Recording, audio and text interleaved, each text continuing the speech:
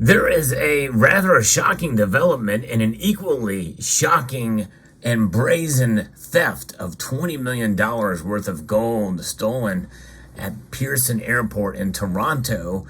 We'll talk about that and so much more as we explore.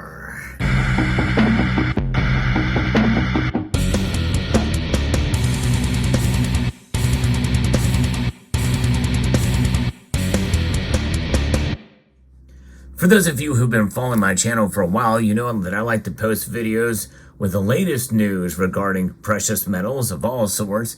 And this is a story that is quite intriguing. It is making history, a brazen act of theft that has not been seen since 1952. We'll get into that here in a moment as well too. But if you enjoy videos like this, I hope you will consider subscribing to the channel, as I do post daily videos on a variety of topics regarding precious metals.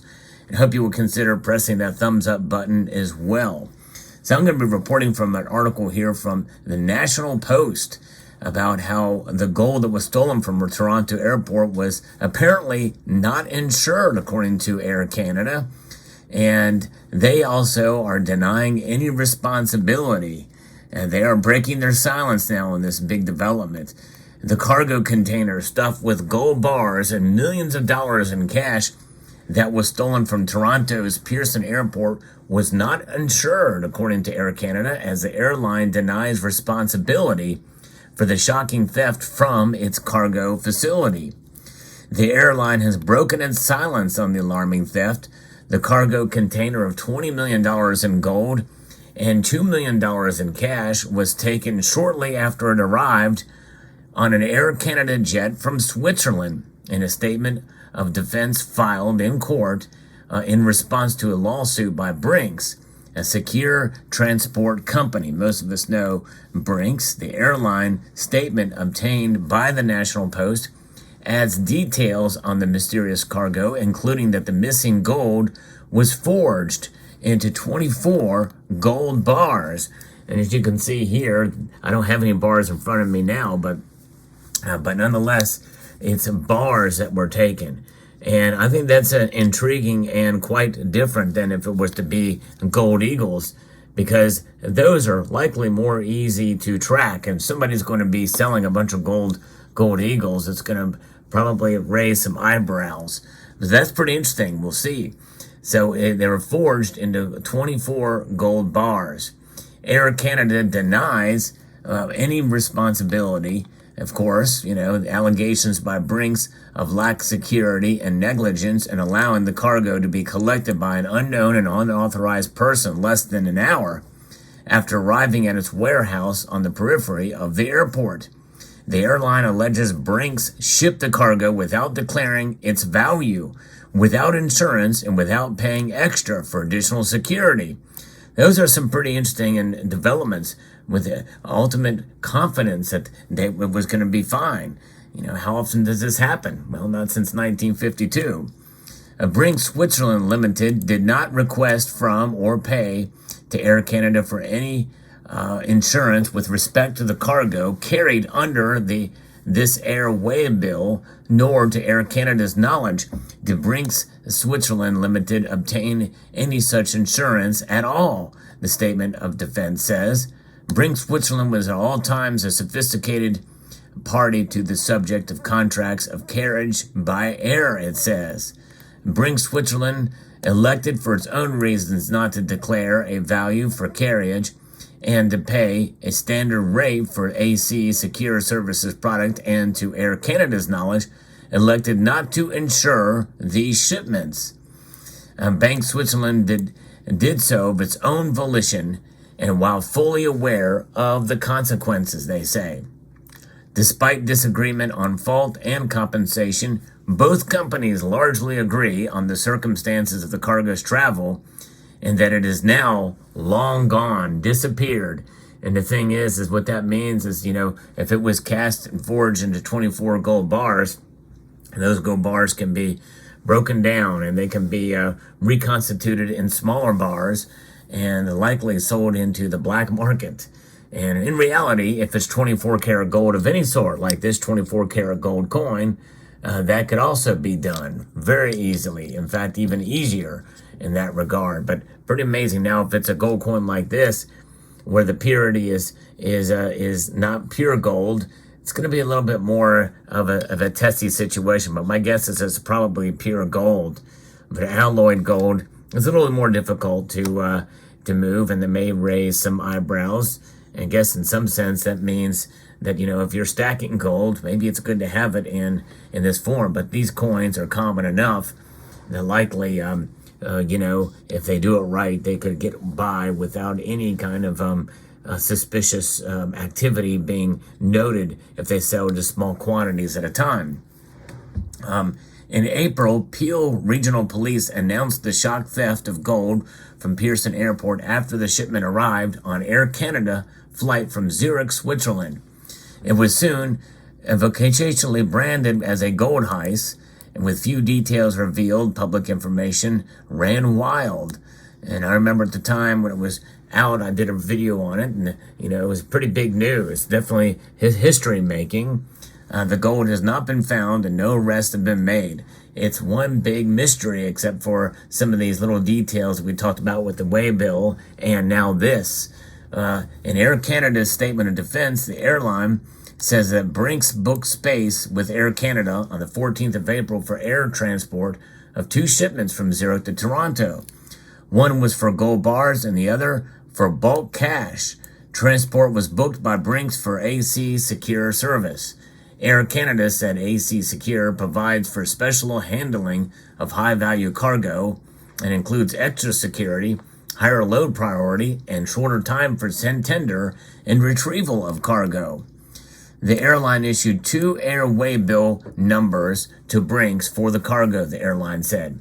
Air Canada says that Brinks then sent back the final master waybill notation for each shipment, adding the letters ZRH, which is the airport code for Zurich Airport.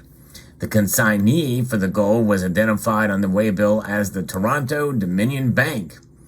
The cargo was described as 24 gold bars weighing 400.19 kilos, but Brinks did not declare a value. Now, I question that. I wonder if it was really 400 ounces, because 400 ounces is the size of a contract size bar that you would find there. 400 kilos is extremely heavy.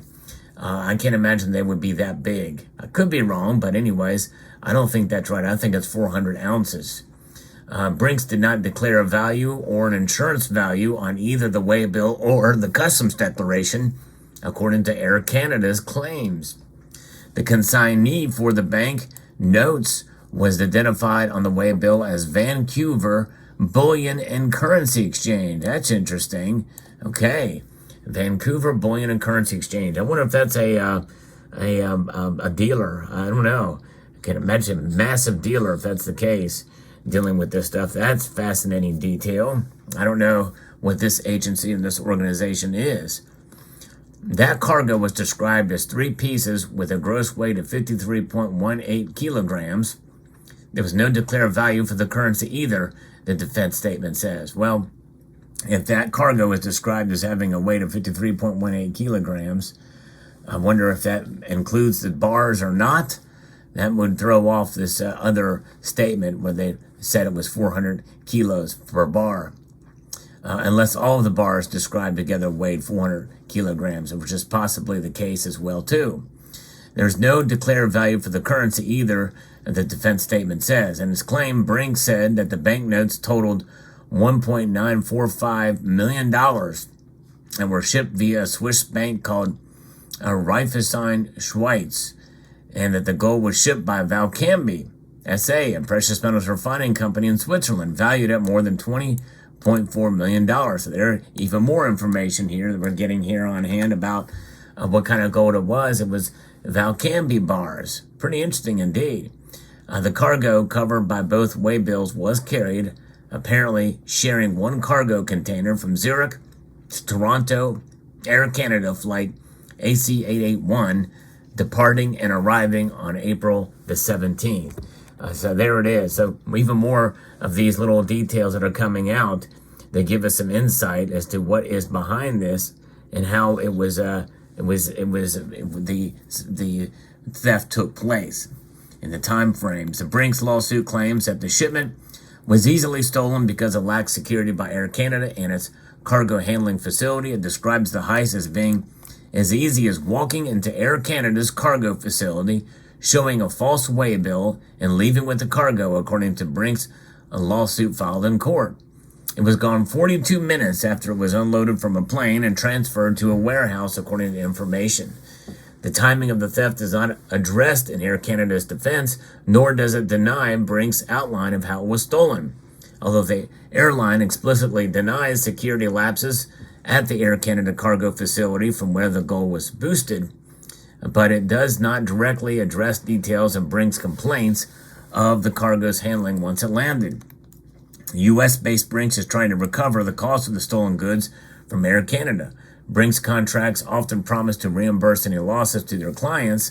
The lawsuit was filed in federal court because international shipments are regulated by the Montreal Convention, an international treaty that is incorporated into Canadian law. The point is not lost on Air Canada. The airline says that Brinks claimed to dispute over the international carriage of goods which are exclusively protected by the convention, which it argues excludes Brinks' large loss claim. The convention sets a limit for loss of cargo unless special prior arrangements have been made and an additional sum paid for added protection, if required, Air Canada says. Air Canada claims Brinks did not take steps that would allow it to go beyond the convention monetary limit of liability. None of the statements or allegations filed in lawsuit documents have been tested in court. Peter Fitzpatrick, a spokesperson for Air Canada, declined to comment on the development, saying, as this is a court matter, we have nothing to add. And Brinks could not be reached for a comment either to publication deadline. So there it is. And just as a lesson here, folks, guard your gold. It's as simple as that. And do not make yourself a target by letting people know how much gold you have. And of course, obviously, there's some of us here on the YouTube community that show gold in our videos, and we must take extra precautions to protect ourselves. One way you can do that, if you have the luxury of doing so, and I encourage you to find that luxury, to do your best. I've had to do that, and it is. I think it's paying off for me.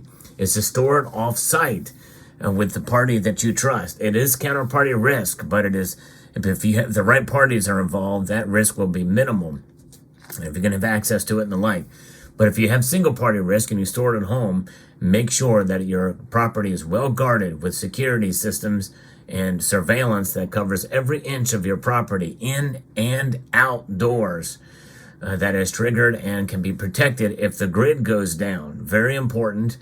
And also to make sure that, being as such a case, if there are people that are casing your location and the like, and you happen to be home and they rob you blind, make sure you're not blind. Make sure you are well armed and well protected with a firearm in every room of the house and plenty of alarms and systems in place to protect yourself. It is crucial and absolutely imperative and important to have that in place because you worked hard for your precious metals and you do not want to have it taken from you. So this is an interesting development here. I'm going to keep up with this news and share it with you as I get it. Let me know what your thoughts are in the comment section down below. I would like to extend a multitude of gratitude to each and every one of you for watching and to encourage you to please rate, share, comment, and subscribe.